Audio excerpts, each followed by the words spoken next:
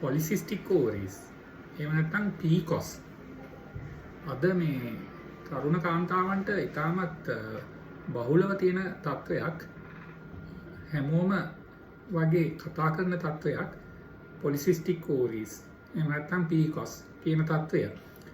මම හිතන්නේ අද මේ තරුණ කාන්තාවන් ඉතාමත්ම වැදගත් මේ මොකද්ද මේ PCOS එහෙම නැත්නම් පොලිසිස්ටික් ඕවරීස් කියලා කියන්නේ කියන තත්වය අඳුනගන්න එක. දැන් අපි දන්නවා සාමාන්‍ය කාන්තාවකගේ ඔසප් චක්‍රයේ හැම දවස් 28කට සැරයක් එක ඩිම්බයක් ඩිම්බ කෝෂයකින් පිට වෙනවා. මේ ඩිම්බ පිටවීම සාමාන්‍යයෙන් සිද්ධ වෙන්නේ 12-14 කියන දවස් අතර. දැන් පොලිසිස්ටික් ඕවරීස් තියෙන කාන්තාවකගේ ඇතිවෙන ප්‍රධානම අසාමාන්‍යතාවය තමයි මේ විදිහට ක්‍රමානුකූලව ඩිම්බයක් වර්ධනය වෙලා මෝරලා 12, 13, 14 කියන දවස්වලදී ඒක පිට වෙන්නේ නැතුව යනවා. පිට වෙන්නේ නැතුව ගිහිල්ලා මේක දිගටම ඩිම්බ කෝෂය ඇතුලේ රැඳිලා තිබිලා ඒකෙන් නිකන් පොඩි වතුර බිබිලි වගේ ඩිම්බ කෝෂය ඇතුලේ හැදෙනවා. දැන් මේ ක්‍රියාවලිය නිසා ඔබගේ ශරීරයේ වෙන වෙනස්කම් ඇත්ත වශයෙන්ම සිද්ධ වෙන්නේ ශරීරයේ ඇතිවෙන හෝමෝනවල එන අසමතුලිතතාවය නිසා.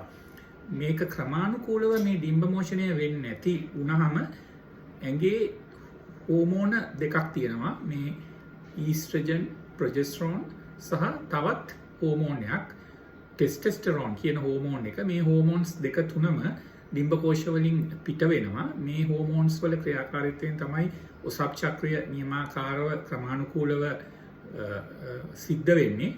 දැන් මේ ක්‍රියාවලියේ යම්කිසි අසාමාන්‍ය තත්ත්වයක් ඇති වෙනවා. ඒතකොට ඩිම්බ මෝචනය වෙන්නේ නැති නිසා සුද්ධ වීමක් හැදෙන්නේ නැහැ. සමහර වෙලාවට ඩිම්බ මෝචනය වෙන්නේ මාස 3කට සැරයක්, එහෙම නැත්නම් 4කට සැරයක්. එතකොට සුද්ධ වීමත් මාස 3-4ක් නැතෝ යනවා. ඒකත් එක්කම මේ ඇඟේ මේ තියෙන ටෙස්ටෙස්ටරෝන් කියන පිරිමි හෝමෝන් එකක් යම්කිසි වැඩිවීමක් ඇති වෙනවා. මේ වැඩිවීම නිසා ඇඟේ යම්කිසි සංකූලතා ඇති වෙනවා. සංකූලතා කියලා මම ප්‍රධාන වශයෙන්ම මේ අදහස් කරන්නේ මූණේ පිම්පල්ස් එනවා, මූණේ රෝම ගතිය වැඩි වෙනවා, ඇඟේ තරබාරු ගතියක් ඇති වෙනවා. ඉතින් මේ විදිහේ තත්ත්වයක් ඇතිවීම මේ පොලිසිස්ටික් ඕවරීස් තියෙන කාන්තාවන්ගේ බහුලව තියෙනවා.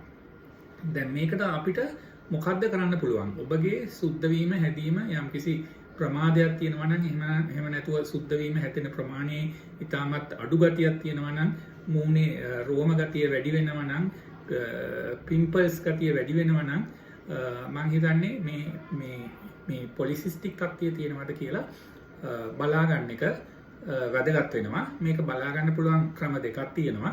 එකක් තමයි ඔබ ස්කෑන් පරීක්ෂණයකට යොමු වෙන්න ඕනේ. ස්කෑන් පරීක්ෂණයේදී අපිට ඩිම්බ කෝෂවල මේ විදිහේ මේ පොඩි වතුර බිබිලි වගේ හැදිලා තියෙනවද කියලා බලා ගන්න පුළුවන්. ඒකත් එක්කම රුධිර පරීක්ෂණයක් කරලා ඇඟේ හෝමෝනවල තත්ත්වය බලා ගන්න පුළුවන්. දැන් මේ වගේ මේ පරීක්ෂණ දෙකෙන් ඔබට පොලිසිස්ටික් ඕවරීස් කියන තත්ත්වය තියෙනවා නම් ඒකට ප්‍රතිකාර වශයෙන් අපිට කරන්න පුළුවන් දේවල් ගොඩක් තියෙනවා. එකක් තමයි ප්‍රධාන වශයෙන්ම ඔබගේ ඇඟ තරබාරු නම් ඔබ මේ කන කෑම ප්‍රමාණය පාලනය කළා, ඒකත් සමගම ව්‍යායාම වැඩි කළා ඇඟේ ස්ථූලභාවය අඩු කරගන්න ඕනේ. ඒකත් එක්කම ඇඟේ මේ හෝමෝනවල අසමතුලිතතාවයට ගන්න ප්‍රතිකාර හෝමෝන ප්‍රතිකාර තියෙනවා. ඒවා පටන් ගන්න පුළුවන්.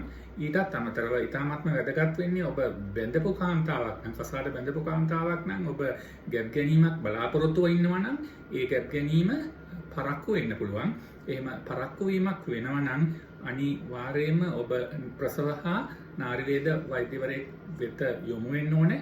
මොකද අපිට ඉතාමත් පහසුවෙන් මේ තත්ත්වයේදී ප්‍රතිකාර කරලා ඩිම්බ මෝචනය ඇති කරගන්න පුළුවන්. ඒ ඩිම්බ මෝචනයත් එක්ක අපිට ගොඩක් වෙලාවට ඔබට ප්‍රෙග්නන්සි තත්ත්වයකට යන්න පුළුවන් වෙනවා. ඒක නිසා මේ තත්ත්වය සඳහා මේ